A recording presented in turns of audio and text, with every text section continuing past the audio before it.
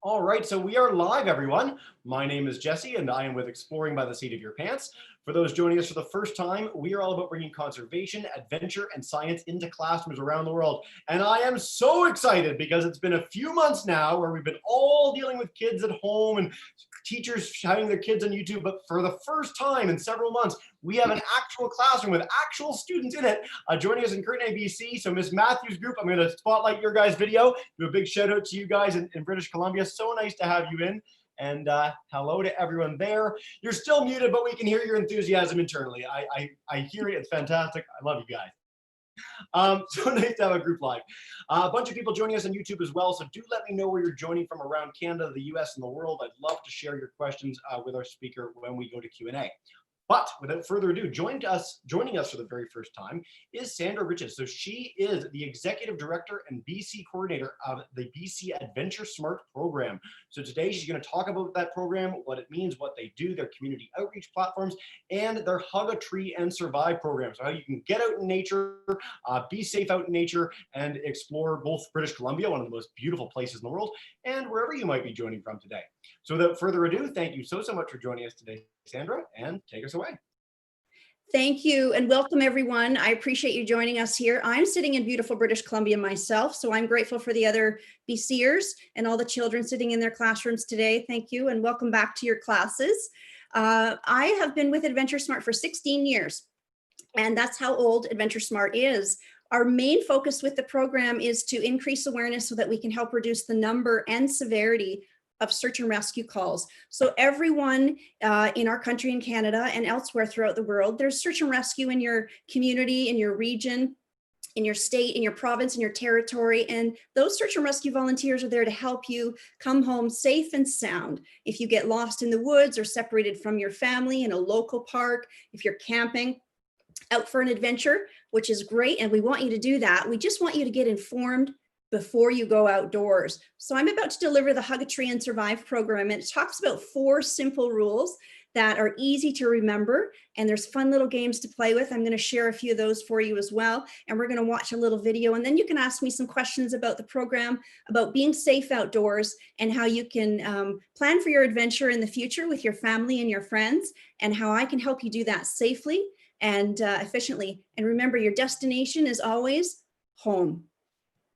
So I'm about to share my screen and turn on my presentation. I will let you know the moment you're in. Thank you for that. I'm going to follow the instructions on what we did the other day. Stand by.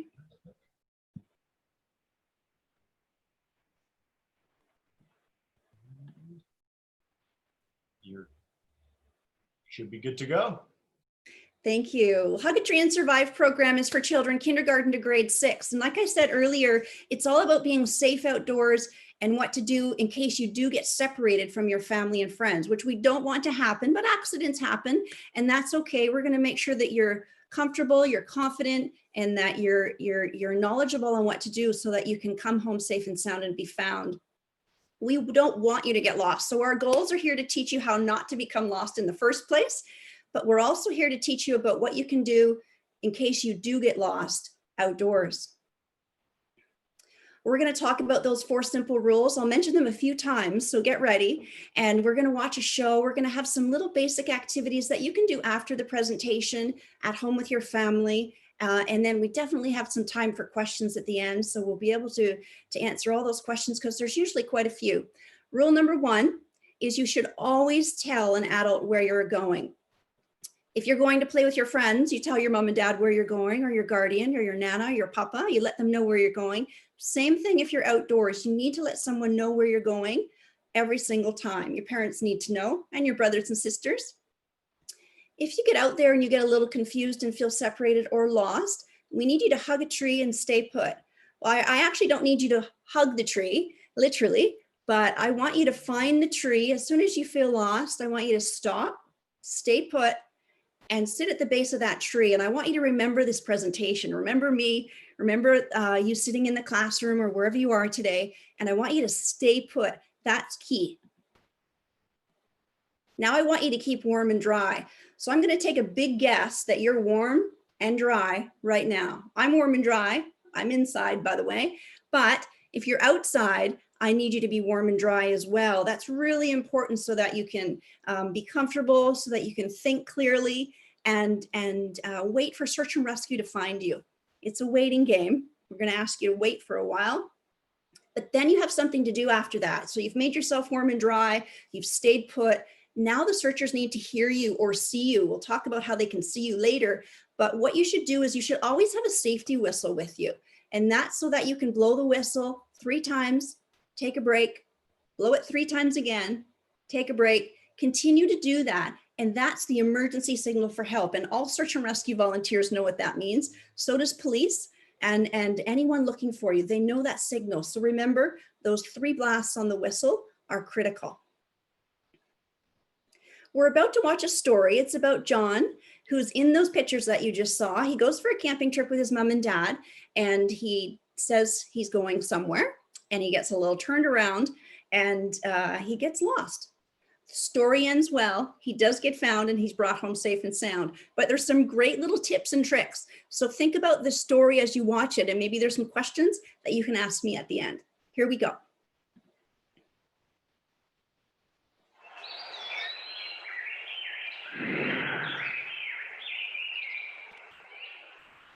Hi, my name is Erin, and I'm a search and rescue volunteer.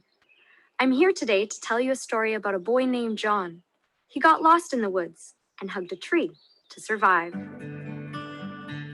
John had looked forward to this camping trip with his parents and sister Emily for weeks. He and Emily helped to set up the camp, but John just couldn't wait to start exploring. Anybody hungry? I'm hungry. Great, I'll make lunch. You can look around until it's ready, but don't go too far. Okay. John started on his short walk before lunch. He knew better than to take off alone into the woods, and John also knew to always tell an adult where he was going. But that day, he was just too excited. Plus, he wasn't planning on going far. John went further and further into the woods, never realizing how far from the campsite he was getting. John forgot everything he learned about safety in the woods. He was too busy checking stuff out to pay attention. He didn't even look for landmarks like large trees or rocks or hills to help him find his way back to the campsite. Wow, is it ever hot out? Which way is the campsite? Is it down there? No, it couldn't be. It's this way. Oh no, I don't know where it is. Good move, John. You didn't even tell Mom and Dad where you were headed. My parents warned me about this. They said it could happen to anyone. Well, it's happening to me. Mom! Dad! Where am I?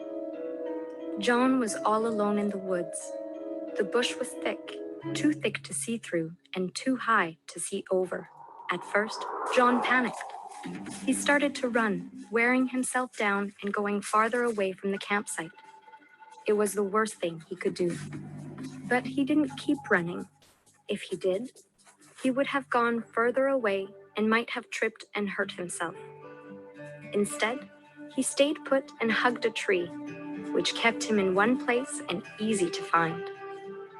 A tree is a safe place to be if you are ever lost in the woods. So hug a tree and stay put. Your tree will shelter you, help you feel better, and keep you in one place so that you can be found. You can hug it, lean against it, or sit by it. A tree can help you stay put so that you can be found faster. John was safe. He was doing the right thing, making himself comfortable beside his tree.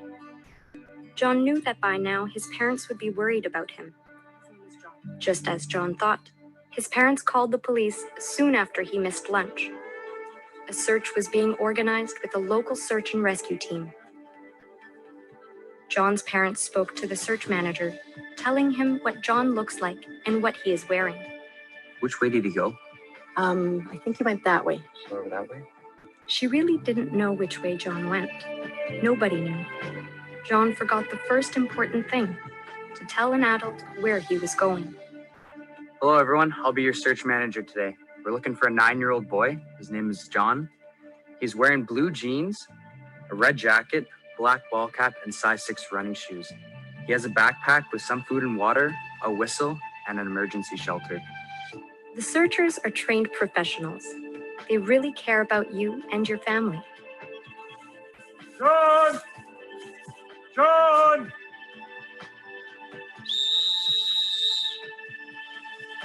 The searchers looked everywhere. John!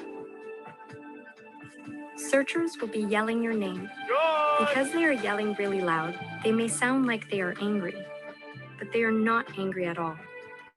No one will be angry that you're lost. They only want you back safe and sound. They will be very happy to see you. The sun began to set, and John started to feel cold. So he gathered some small branches and dry grass to put between him and the ground to keep warm and dry. Then John put his jacket on, and he zipped up and tucked in to help stay warm. Then John took his emergency shelter out of his backpack. Okay, I'm going to wrap the emergency shelter around me. The shelter will keep moisture out and heat in. Now I am warm and dry.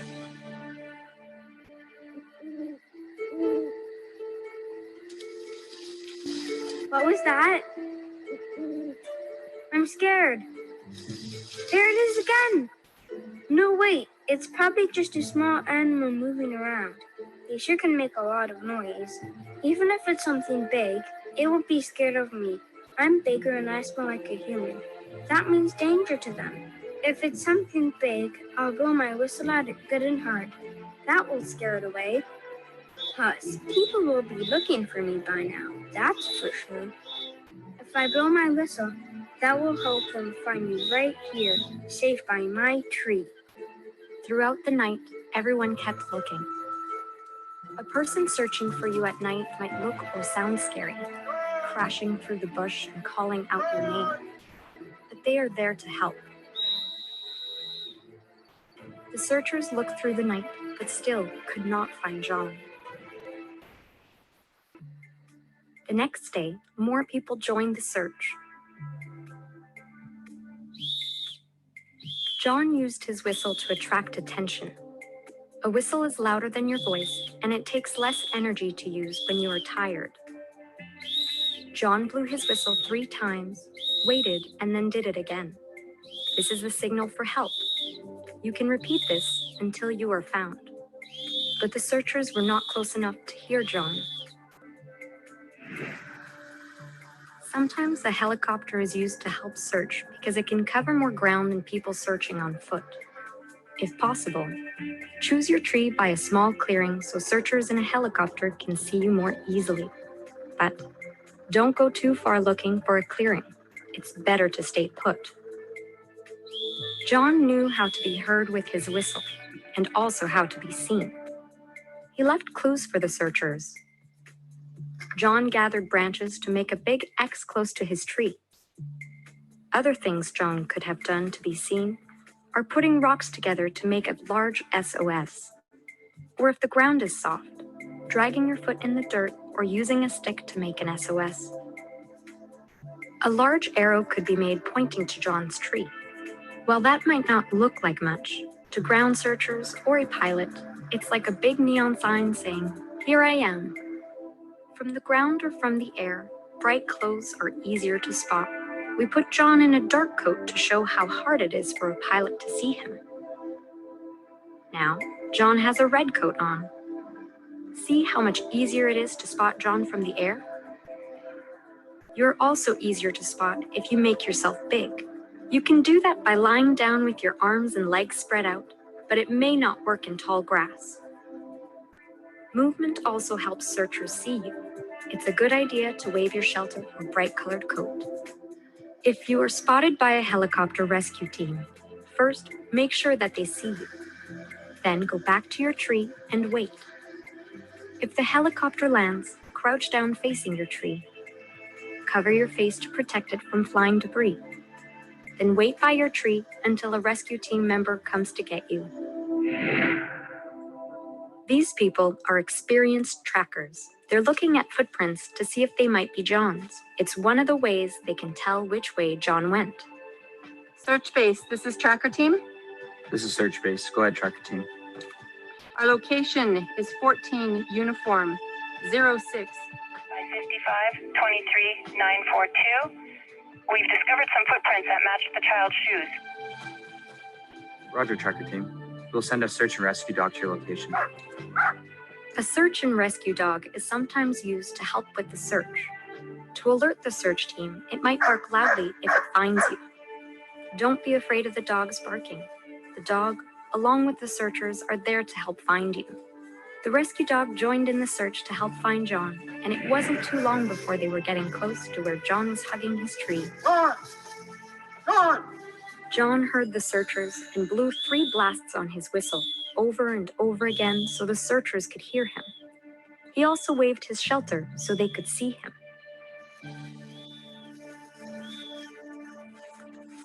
John, I'm so glad we found you. I'm so happy to see you guys. Us too. Are you okay? You able to walk back with us to camp? Yeah, I'm okay. I can make it. Okay, I'm just gonna call it in. Search base, this is tracker team. Search base. Go ahead. We've located the boy. He is alive and well. We are bringing him back to base. Copy. That's great news. I'll let the parents know. Mom! John, Mommy, I missed you. I missed you too. You scared me. Oh, thank you.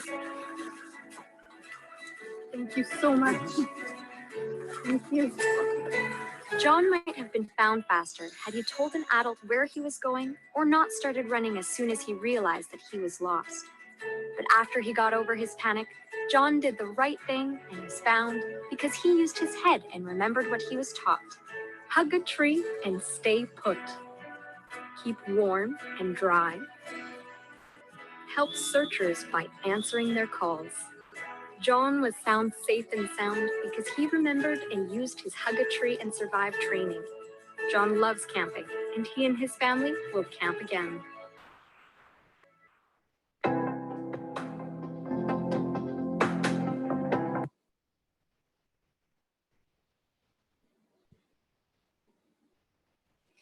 So I'm back on track. Good to go. Fantastic. Yeah. Thanks for the video. Beautiful. You're welcome. Well, I hope everyone enjoyed that. It's a great story. He makes a few mistakes. We can talk about that later, but he does a lot of things right because he took this program and he remembered what to do when he was out there. And then he's learned more because of it. So we want to make sure that we're keeping warm and dry and that we're all settled out there. So how can you keep warm and dry? And there's many ways, like John did. He tucked in his socks into his pants. He zipped up his jacket. He made that nest, which is quite comforting. And then he used his shelter to keep warm and dry. I say a fun way to practice this actually is when you go home tonight, grab a few pillows, maybe from the couch or from your bedroom, and make a little nest. Grab a couple blankets and set yourself up like you were outside and pretend, and maybe you can share that with a little brother and sister. Let your parents know what you're doing first, and then put it all back when you're done. But it's good to practice things so in case you need to do it later. How do you help searchers find you? Well, there's many ways, and you saw that in the video. So you can make anything that's loud and nice and big sounds. And I talked earlier about blowing your whistle 3 times, taking a break, blowing it 3 times. Anything of 3 is an emergency for help. So when we think about it, when we phone police, if we have to, or fire, the phone number is 911, 3 numbers. SOS is 3 letters. We want you to blow the whistle 3 times. So I think you get the idea. There's footprints that the trackers were looking for. And then John made some really great signs so that in case the helicopter went by, they could see that big SOS in the ground. So it was a great way for them to see from the sky. So we're going to play a little true and false game. I can't see you very well at all, but if you want to play your game, you can do the thumbs up, thumbs down. It's totally up to you. It's always fun to do it. So if it's true, obviously, here we go. If it's false, it's down. Blowing your whistle can alert searchers where you are and scare off wild animals. So if you're playing along or if you're just thinking along in your head, that's true. That whistle is for emergencies, and everyone that takes some of our presentations actually receives one of our whistles, an AdventureSmart whistle, which is always fun. And you saw him wear that, so it's pretty important, and those are easy to pick up anywhere. You should sneak away from your parents and not tell them where you're going. That would be here. So let's not do that. Let's stay with our families and stay together and let them know what your plans are. If you feel lost, you should hug a tree and stay put. Absolutely. That's what we want you to do. It's much easier to find you if you stop moving. You should wear dark or natured colored clothing when you're outdoor exploring. Absolutely not. Have a look around your classroom right now or wherever you're sitting and see what your friends are wearing. We often wear dark colors, but if you're going outside for an adventure, I want you to think bright and colorful. A smart idea is to bring a friend with you when you go outside. I know that I love to go mountain biking and I love to go skiing and hiking and spend time outside with my friends and with my family. So if something goes wrong, they're there to help me, and vice versa. Searchers want to help you even if they sound loud or scary. Absolutely. I have a lot of friends who are search and rescue volunteers. Sometimes they're loud, but they're never scary. And all they want to do is bring you home safe and sound. So they might look different. They have headlamps on and gear and backpacks and big boots and hiking poles and megaphones. It's all for you and your safety. So they just want to bring you home safe and sound. They wear all that to keep safe. It's okay to panic and run around if you think you're lost. No, please don't. But what I will say here is you will probably feel a little uncertain. You might feel a little anxious, maybe a little scared. And because you're in a different area and you're not sure about where you are. I know that I've been lost a couple times actually on some hiking trips. And when I stopped and stayed put and really thought about what I needed to do, I actually calmed down. And then I was able to think and plan.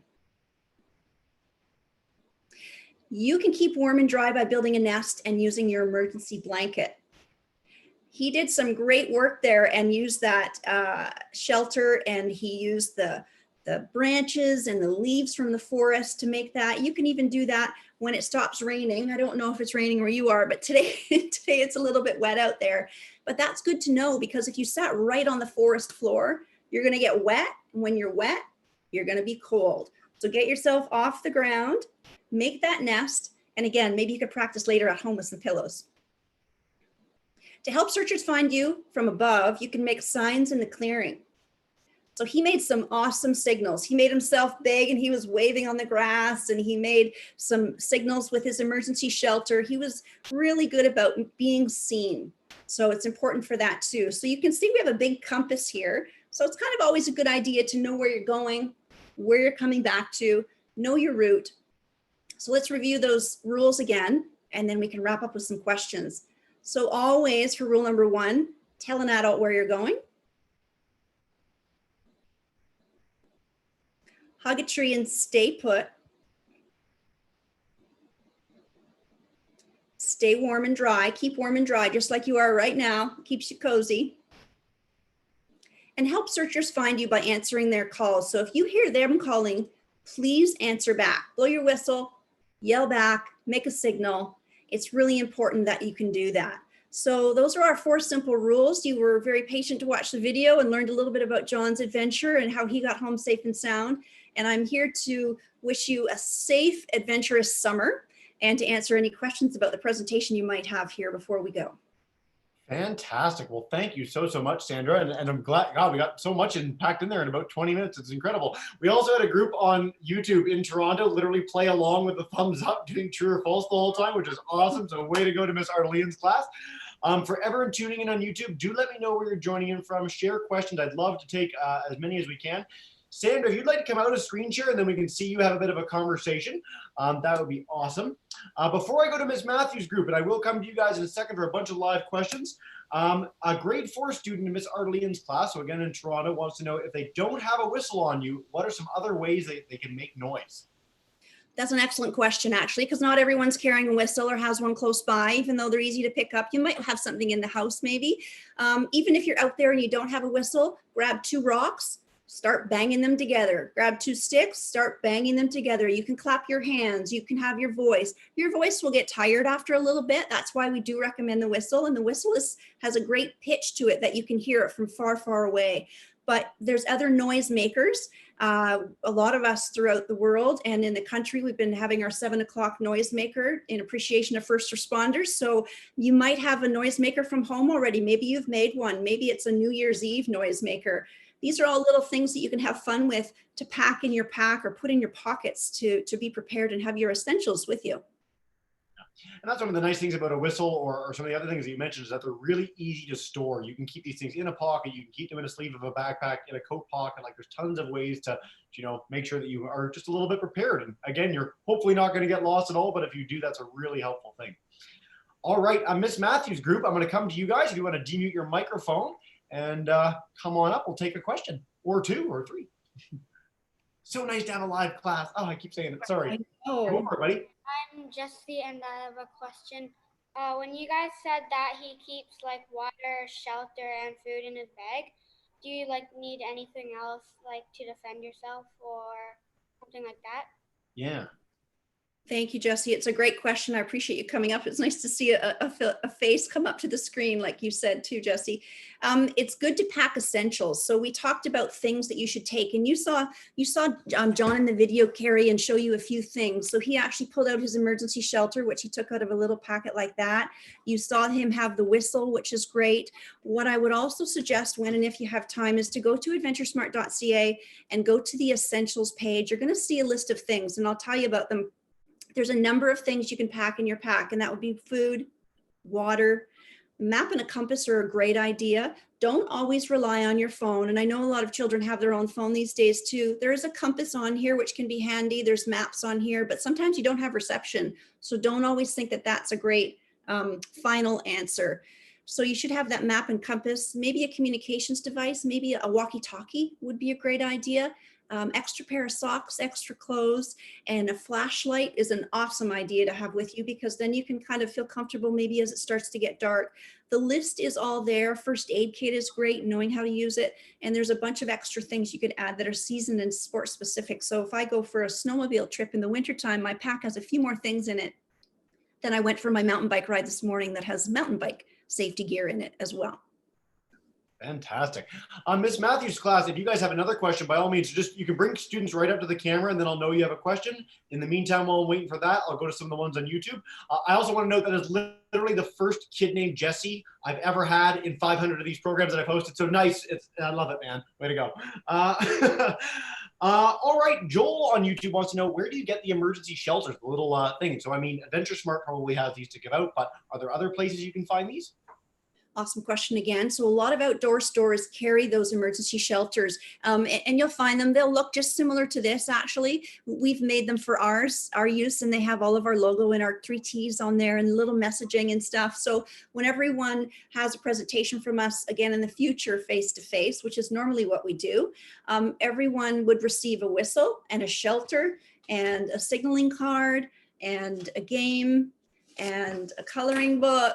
And so we have all these great things for you, and some of them are available online, which I can talk about as well. But those shelters are available at outdoor stores. Canadian Tire sells them as well. Fantastic. All right, let's go back to Miss Matthews' class. Just demute your mic, guys, and we'll take a second question. Sorry for the trouble. I wish I could do it for you. There you go. Perfect. Is this the video of Jack based on a true story? Yeah. The video of John is based on a story, specifically not one story. It's a very good question, by the way. We've had children lost before throughout British Columbia and throughout Canada. And fortunately, John's story is a positive one and ends well. We've had some other stories that end differently. So there have been children that have definitely been lost in the province of BC and throughout the country and throughout the world.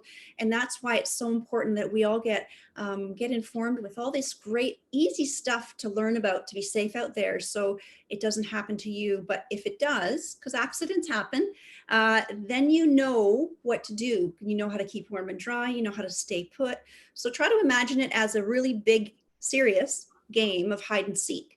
And this time, you definitely want to be found. So by staying in one spot, it's much easier for those search and rescue volunteers to find you. And if you've told your mom and dad where you've gone, you've either left a note or you've told them about you, where you're going, they can find you even faster. The video that you showed in this campaign is around the idea that people do know that you're lost to begin with. So one of the questions on YouTube from Joel is, if you live in the countryside, you're not camping, you're not with friends, you get lost in the woods, are there tips and tricks that you can use to get found or to make people aware that you're lost to begin with? It's a great idea. So what rings a bell there for me is that's called trip planning. And it's really the first tip of the 4 rules that we just talked about. That's telling an adult where you're going. As we grow older, we talk about it as one of our first 3 T's. We talk about trip planning, training, and taking the essentials. So we've made trip planning easier for you. And there's an app for that. And so if you go to the App Store and you look up AdventureSmart, you will see the app there. It's free of charge. What we're here to do is to provide you with this resource so that before you go for your neighborhood walk, which a lot of us are doing right now as we explore local, as we get to those adventures that are down the road, then we want you to fill out those information and all that detail on the app, and then you can text or you can email it, whatever your choice is, to an emergency contact that's in your phone. And then all those details go to your friend. And then if you don't come home on time, that information's there. They're probably going to phone you first and say, hey, where are you? Did you come home? And if you don't answer, then they phone the police. They give all of that trip plan information to the police, and then the police give it to search and rescue. So the AdventureSmart app is a great way to trip plan. Any version will do. You can leave a note at home. You can leave a sticky. You can take a trailhead selfie. You can put a note in your car, send a text, but we've made it easy and created an app just for you. Outstanding. That's fantastic advice. And hopefully that answers Joel's question for everything that he might want to do out in nature. I have a question sort of on behalf of the organization. You mentioned it's been 16 years going. How many, and we've talked about some direct or personal stories. How many people have you guys had to save? Like, what is the scale of this issue? If I'm someone coming into this and I've never heard of your program, I've never been to BC, I don't think people get lost in the woods. How many people have you had to save from the woods or help save in some fashion over the years you've been operating? Absolutely. So in British Columbia, I'll give you a few stats here, and they're awesome numbers, and some of them are a bit crazy as well. In British Columbia, we have 79 search and rescue groups. And on those 79 search and rescue groups, we have 2,500 search and rescue volunteers. So kind of like the ones you saw in the video, in British Columbia, we have 2,500 of those. In Canada, we have 300 search and rescue groups. And on those 300 search and rescue groups, we have 9,000 search and rescue volunteers in the country of Canada. Back to British Columbia, every year over a 12-month span, we have 1,700 search and rescue calls just in BC. That's a lot, by the way, and it's actually too many. We would love to see that number come down, and that's why the AdventureSmart program was created in the first place 16 years ago, was to bring that number down. A lot's changed over the years. There's a lot of young adventurers, like all the little children watching, who love to play outside, and so same with us as adults. So we continue to play outside, and that number might be quite high, but even if we can reduce the severity of a search and rescue call, that's success. That is a shocking number. I think that works out to like 5 a day. So that's madness. That's a great indication of why this is such important work. So very cool. All right, I'm going to take a couple more questions before we wrap up. These presentations fly by. So Miss Matthew, I know you have a question personally, so come on up and demute your mic. Go for it. All right, so this is actually my question. What kind of training do you have to do to become a search and rescue volunteer? Nice. That's a great question. So each individual search and rescue group in the province of BC is uniquely placed, and our province is huge, as you well know. So on the island, we have a number of search and rescue groups, and over here on the mainland, we do in the north and the east. And 23 of the 79 search and rescue groups are actually in the northern part of our province. So if we could picture our province and all the unique components to it, if it's swift water, if it's backcountry, if it's avalanches, if it's rivers, lakes, oceans, vast prairies, like we have so much to offer. So every search and rescue volunteer is trained in the unique abilities that are required for that region. So for those that are based closer to the mountains, they have mountain rescue training. Those that are based closer to swift water, they have swift water training. Those who are closer in an urban setting, like in Surrey, which I think Jesse, you mentioned we might have a Surrey group, they have their own individual South Fraser search and rescue group for urban search and rescue calls. So they're trained in a wealth of skills and abilities, probably the highest skilled and trained unpaid professionals that I know around. And so they bring some skills to the table, and then they also have training in-house. So all the search and rescue volunteers train on a weekly basis. I believe Tuesday nights usually a training night, and they might practice rope rescue, helicopter hover exiting. They may practice swift water. They train on a weekly basis. So there's first aid, there's backcountry skills, there's overnight, there's navigation. It goes on and on. This sounds like the best gig of all time. Like, it's very important, but also like this just sounds like a lot of fun. And I think we've got a new teacher volunteer for you guys. We have a teacher in Tatla Lake, BC, and Sandra, you and I were talking about this, who is the volunteer up in her region. So it's really exciting to get to share these stories and get people excited to get out in nature, but also, you know, treat it in a very safe way. Weirdly enough, again, we're getting near the end of our session. So what I would like to do is just wrap up with any lessons that you've learned in your time, you know, serving as director, working with AdventureSmart, working with kids across the province and Canada, that we can share as like a last wrap-up message that people should take home from this presentation.